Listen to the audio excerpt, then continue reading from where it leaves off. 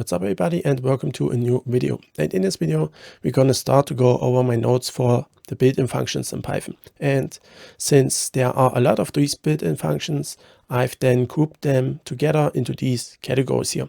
So the first one is simply called miscellaneous and actions.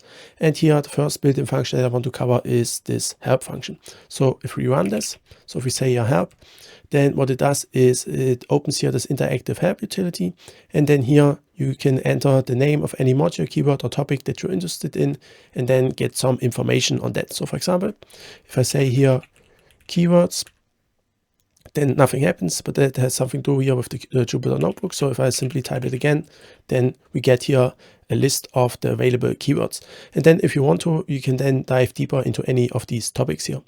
And then here to quit this help utility again, simply type in here Q, quit or exit. So if I type in here Q, then it stops here again. So that's one way of using this help function, but you can also pass in arguments to that. So for example, if I say here help and then create a string and then here say keywords, then we also get here this list of keywords. And then let's say that we want to know more about the while loop. Then we also can do that by saying then help and then here while.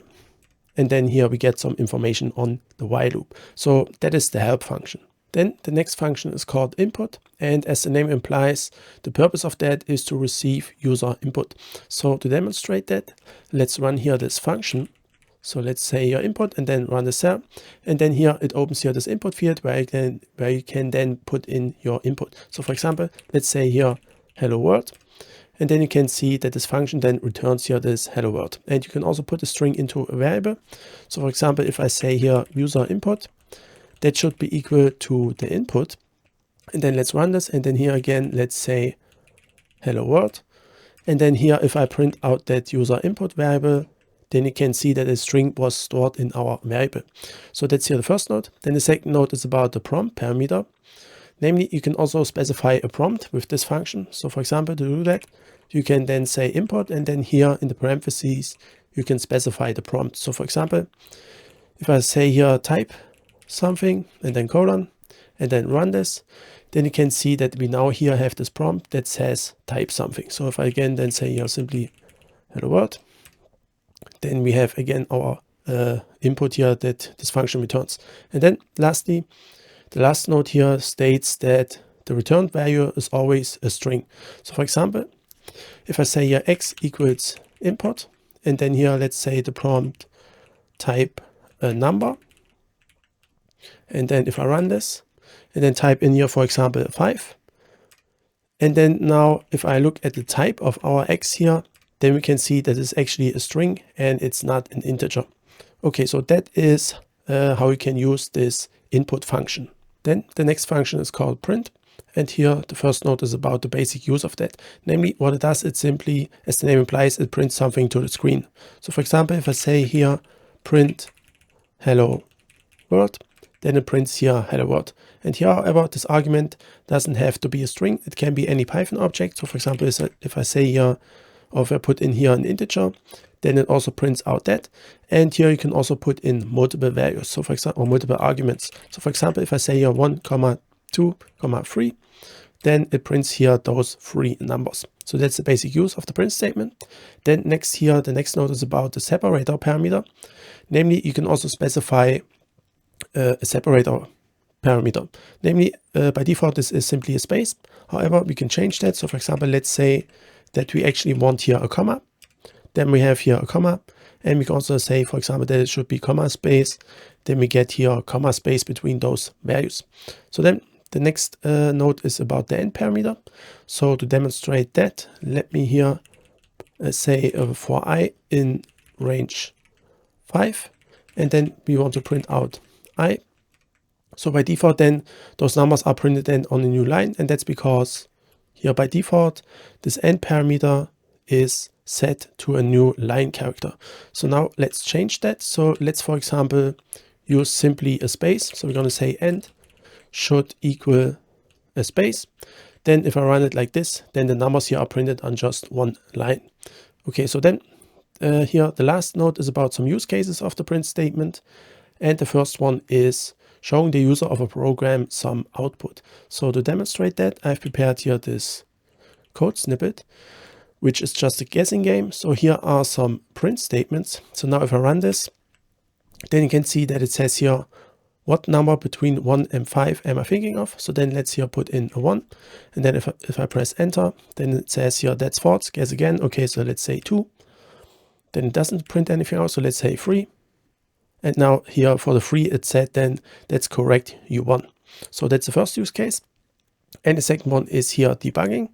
So to show that, I've prepared this code snippet. So here we have these two lists, and then here this sum up function. So now let's use this on our first list. So we're going to say list sum up list 1.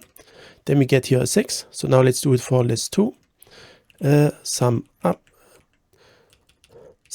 and list 2. And now if I run this, then we get here an error. So now let's try to use here the print statement to debug this code. So let's say we don't know what the value here of these, or what the elements here within these lists are. So therefore then what we want to know is, what does this number here look like when we want to add it to our total here. So therefore let's simply enter here a print statement. So we're going to say print that number, and then let's run here this cell again. And then here it prints out those numbers. So the first one was a 1, and then here the second one was actually a list and not an integer. So therefore then we get here this error. So that's the second use case, how we can use here, or example use case for the print statement. And with that, then we've covered here all my notes with respect to the print function. Then the next function is called open, and as the name implies, with that you can open files. So to demonstrate that, I've prepared here this file. So this is called file.txt, and here we have the lines line 1, line 2, and line 3. So now let's use this open function to open here this file. So therefore then here we simply say file equals open, and then here in the parentheses as a string we have to then provide a file path. So here we can use a relative or an absolute file path, and I'm going to use a relative file path. And since this file.txt file is in the same directory as this notebook here, I can simply say here file.txt. So now with that, then we've created here this file object, and with that file object there are then different ways available of how we can read a file. So the first one would be then here to use this read method. So let's do that. So let's say then here text equals file.read, and then let's also print out that text. So if I then run the cell, then you can see that we get here the text line 1, line 2, and line 3. And then here, just as a side note, if I run this code here again, then this time it doesn't print anything out. And that's because when we ran this code here first, what happened is that this read method here read in the whole file, and then it, so to say, reached the end of the file. So therefore then it doesn't print anything out here. So, and if we here delete this file, then you can see that it actually simply returns here an empty string. Okay, so now before we get to the next method, however, we first have to close our file again. So therefore then we have to say file.close, and now when I run this, then the file is closed again. So this is how this read method can be used. Then the next method is called readLine, and with that you can read individual lines of the file. So to demonstrate that, let's again here create this file object, and then this time we're going to say line equals file.readLine, and then let's also print out the line. So if I run it the first time, then we get here line 1. If I run it a second time, then we get here line 2. If I run it the third time, then we get line 3. And if I run it the fourth time, then we get here again an empty string, because we've reached the end of the file. So now let's also again close this file. So that is then the readLine method. Then the next method is called here readLines, and with that you can read all the lines of the file at once and then put them into a list. So to demonstrate that, let's here again delete those cells, and then now let's create this file object again. And here we're going to then say lines equals file.read lines, and then let's also print out those lines. So now if I run this, then we get here this list which contains all the lines of our file.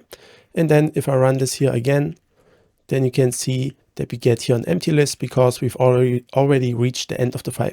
Okay, so then again, let's close it. So those are then here all the different ways of how you can read a file. So now let's go over these side notes here. And the first one states that you can also loop over the file object. So to demonstrate that, let's again create here this file object. And then here we're going to say for line in file.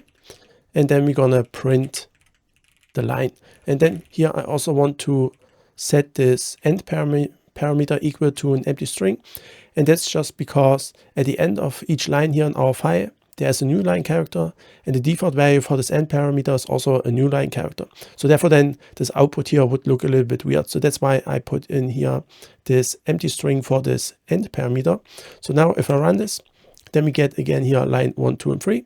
And then again, if I would run this here again, then it doesn't print anything out. And that's because we've already reached the end of the file. So again, here then let's also close the file. So that's then here the first side note that I wanted to cover. Then the next side note is about reading in chunks of a file. And some use cases for that would be if the file size is too large to be read into memory, or if you want to process the file piece by piece. And this works for all of these methods here. So let's simply look at an example with the read method. So therefore, let's again here create our file object. And then here we're going to say text equals file.read. And then here within those parentheses, we can then specify the chunk size. So let's say, for example, that we want to have 10 characters. And then let's print out here the text. So now if I run it like this, then we can see that we get here the string with those 10 characters. So now if I run it again, then the string looks like this. And then here, if I run it again, then we get again an empty string because we've already reached here the end of this file. Okay, so then also let's close the file here. And with that now, we've covered here this reading in chunks side note. And with that, then we've covered here all those side notes. And with that, then we've covered here all my notes with respect to the different ways of reading a file. Then the next note is about different ways of writing to a file. And here we have the methods write and write lines.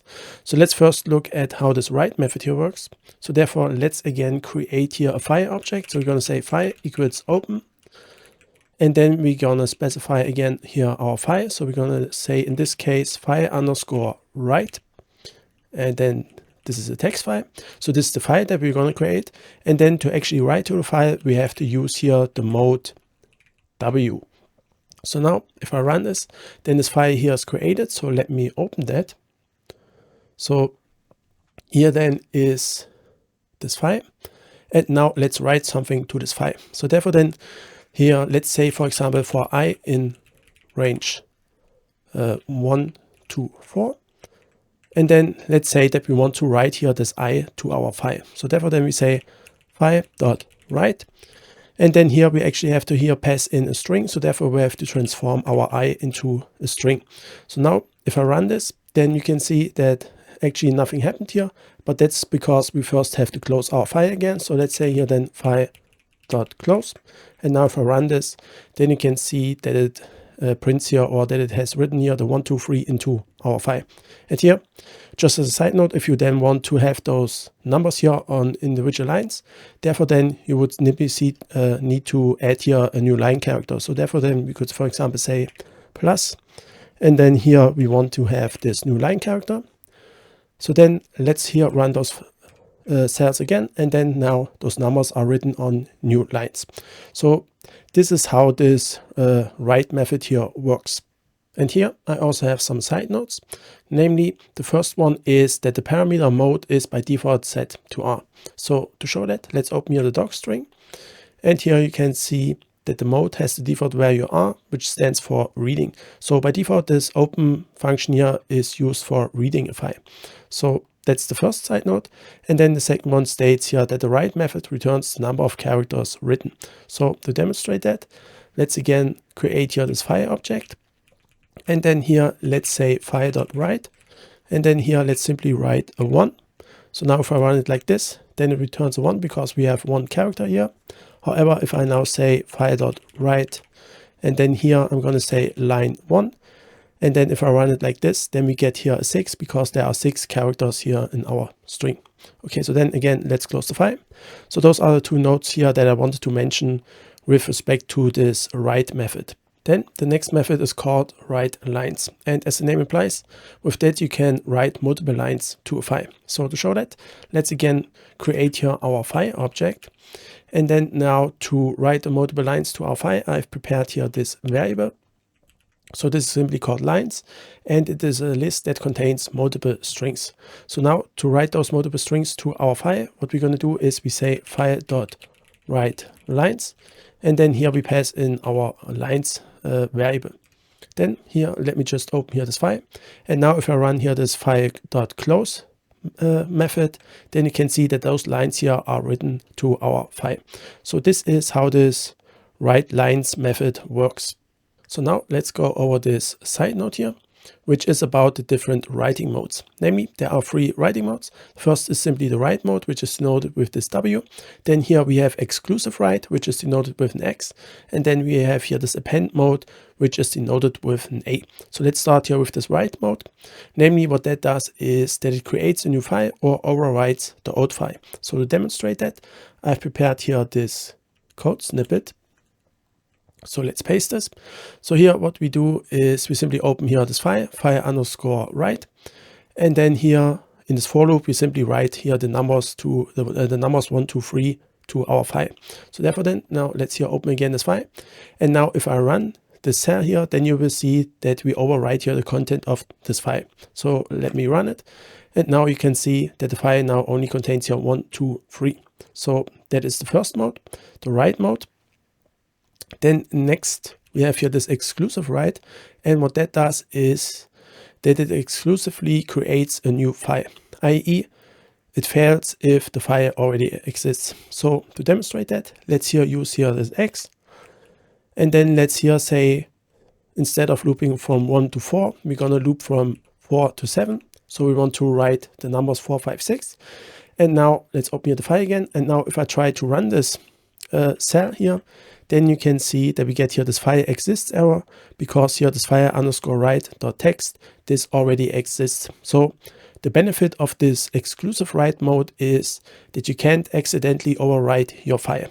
Okay, so that's this exclusive write mode.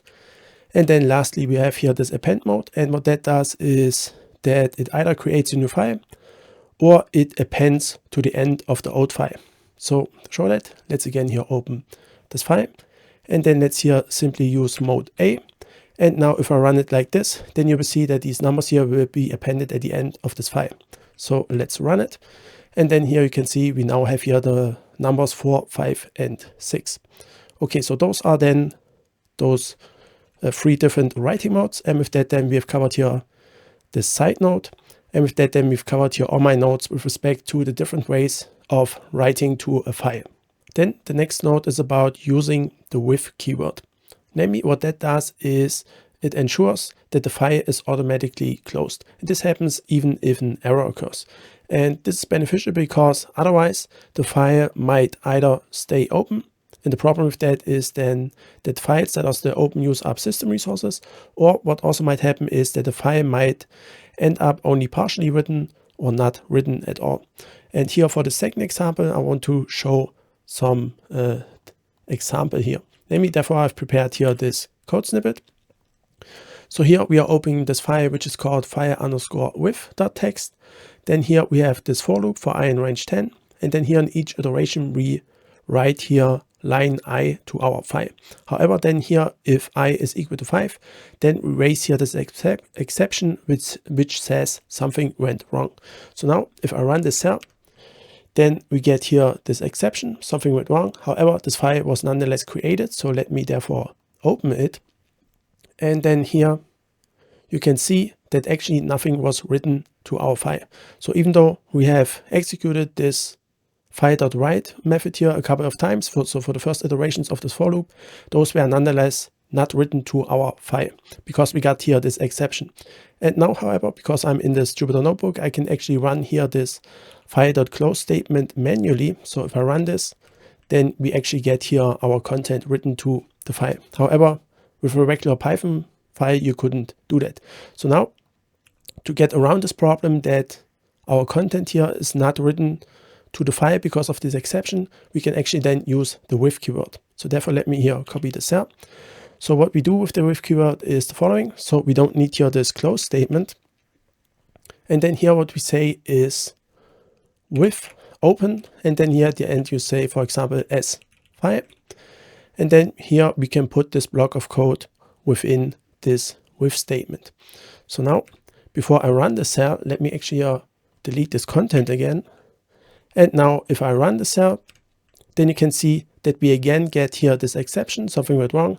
However, the content was nonetheless written to our file. So the content of those first 5 iterations here of this for loop. Okay, so this is how this with keyword basically works.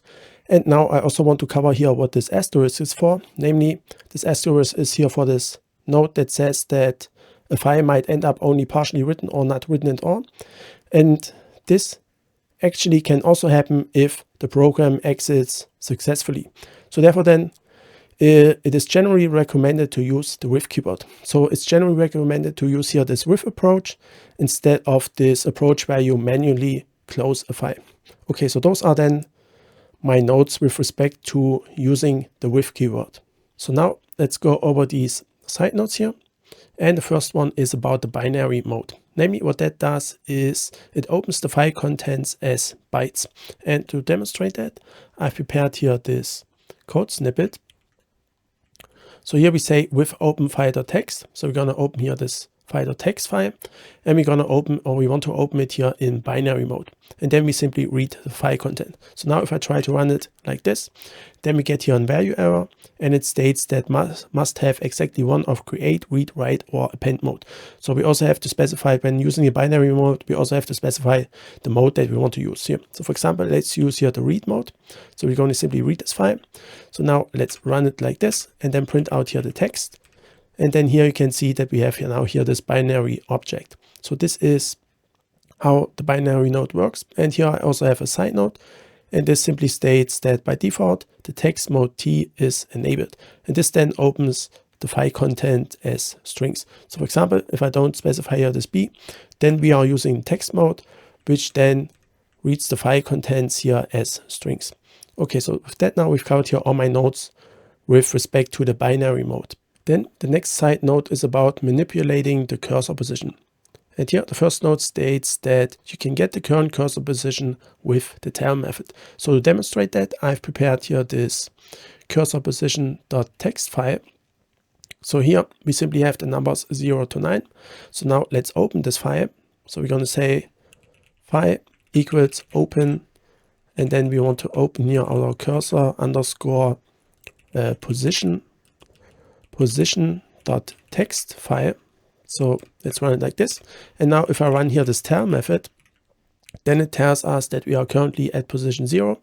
So therefore then when we here then say, for example, file.read, we then print out here everything starting from cursor position 1. And now if I run this file.tell method again, then you can see that now we are currently at cursor position 10. So that's then also the reason then if we run here this file.read method again, here we get then this empty string, and that's because our cursor position is here at position 10, which is at the end of the file. So therefore then we get here this empty string. So that's how this tell method works. So now let me just close here this file. And then the next note states here then that you can change the current cursor position with the seek method. So to demonstrate that, let's again here open this file. And now let's, for example, say here file.read, and then we only want to read out one character. So this would be then here this 0, because that's the first character in our cursor position.txt file. And now, however, let's jump, for example, here to the 5th position. So therefore then we simply say file.seek and then 5. And now if I run it, then we are now here at cursor position 5. So therefore then if we then say file.read and print out just one character, therefore then we get here the 5. And you can also jump back in the string. So for example, if I say here file.seek position 0, then now the cursor position here is at the cursor is then at position 0. So therefore then if I then say here file.read and then one character, we then again get here a 0. So that is how this seek method works.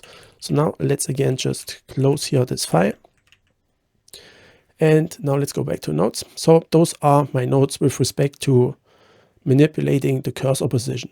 And then the last side note states that you can add reading or writing capabilities by adding a plus to the respective mode. Namely, to show that, I've prepared here this code snippet. So here we say with openfile.txt. So we're again opening here this file, and we open it here in reading mode. And then what we would want to do is to read the content of the file, but then we would also like to write to the file. So now if I run here the code like this, then we get here this unsupported operation operator because it's not writable.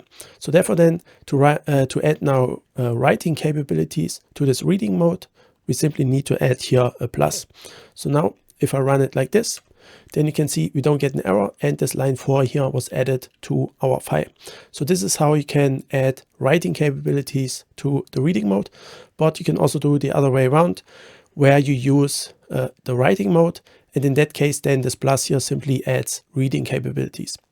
Okay, so this is then this third side node, and with that now we've covered here all my side nodes, and with that here we've covered all my nodes with respect to this open function, and with that then now we have then covered all my nodes with respect to this miscellaneous and actions category. And then the next category is called data types / data structures. And here I've simply listed all the built-in functions with which you can transform a Python object into the respective data type or data structure. So for example, for this int method here, what we can do is, for example, to transform a float into an integer. So therefore we would simply say int, and then here, for example, let's say 5.3. So now if I run this, then we transform this float here into this integer, which is then simply a 5. Or for example, if we look here at this list function, what we can do is with that, we can transform a string, for example, into a list. So if I say here list, and then here let's put in a string, which is hello, then we get here this list, which contains then the individual characters of this string. And then here at the end, here we have the set and the frozen set, and they have generally the same behavior. However, the difference is that a frozen set is not mutable. And if you don't know what mutability is, then I will put a link to the respective video into the video description. But basically what it means is that frozen sets then don't have methods to change the respective set in place. So for example, they don't have the add method, the remove method, the discard method, and so on. Okay, so with that now, we've already covered all my nodes with respect to this data types and data structures category. Then the next category contains functions related to numbers. So here the first function is called absolute, and with that we can determine the absolute value of a given number. So for example, if I say here absolute of -5, then we get here a 5. And if I say here absolute of 5, then we also get here simply a 5. So that's first function. Next we have here then this divmod function. And what this does is the following. So we say here divmod and then provide here a 5 and a 2. And then if I run this, then we get here this table containing those two numbers here. And this first number here is simply the result of doing an integer division with this 5 and this 2. So for example, if I say here 5 and then integer division with 2, then we also get here 2. And then here the second element is simply the remainder. So for example, if I then say here 5 and then modulo operator 2, then we get here the remainder of 1.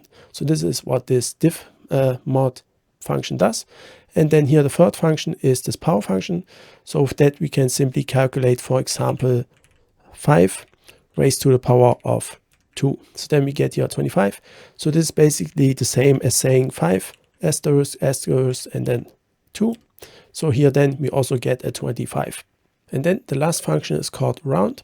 And here I first want to cover the basic usage of that. Namely, as the name implies, this simply rounds a number. So to demonstrate that, I've prepared here this number. So now let's round it with this function. So let's say round and then number.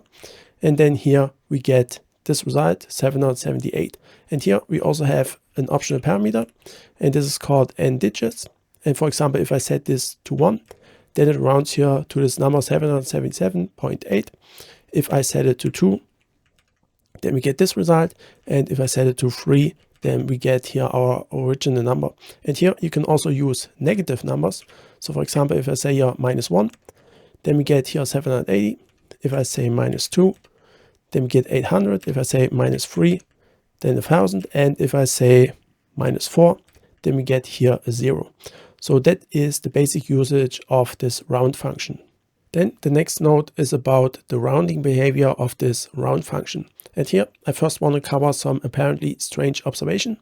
Namely, if I say here round 0.5, then you might think that this function now returns a 1. However, it actually returns here a 0. And that's because this round function uses something called Banker's rounding. And with Banker's rounding, you're always rounding to the nearest even number. So to show that, I've prepared here this code snippet. So here we have a list of these numbers. And then here we loop over this list and simply use this round function to round the respective numbers. So if I run this, then you can see, for example, here the 1.5 is rounded to 2 and the 2.5 is also rounded to 2. And for example, the 5.5 is rounded to 6 and the 6.5 is also rounded to 6. So as you can see, we are always rounding to the nearest even number. And the benefit of that is that Banker's rounding then overall results in smaller rounding errors. And this is especially true when working with aggregates of many rounding calculations. So to show what I mean by that, I've prepared here this code snippet. So here again, we have our list of numbers. And then here we create a list for the Banker's rounding and here a list for rounding up. So then here for the Banker's rounding, we're simply using this round method. And for rounding up, we're simply adding here a 0.5. So now if I run this and then calculate here the sum of our original list, then we get here 50. So now let's also print out the sum for this Banker's rounding. So we're going to say sum of the list for Banker's rounding. And then here we also get a 50. And now let's also do the same thing for this list for rounding up. So here we're going to say sum of the list round up. And here you can see that we actually then get a 55. So with the Banker's rounding, we are actually closer to the result of the original list. And that's because with Banker's rounding, those rounding errors cancel each other out. Whereas when we always round up, then those rounding errors add up. So this is what I mean by this note that states here that Banker's rounding overall results in smaller rounding errors. Okay, so with that now, we've covered here all my notes with respect to the round function. And with that, then we've covered all my notes with respect to the functions related to numbers. Then the next note is about functions that are related to strings. And here the first one is called format. And here, however, it is recommended to use f strings instead. So if you don't know what f strings are, then I will put a link to the respective video into the video description.